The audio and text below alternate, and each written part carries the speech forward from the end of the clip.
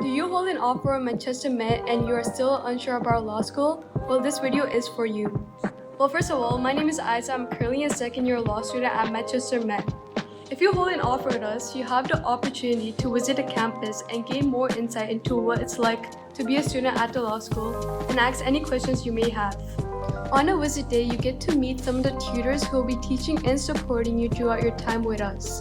You'll also take part in a tester session where you can gain a better understanding of what a seminar or lecture is like. If you are planning on attending a visit day, here are some tips on how to make the most out of your visit.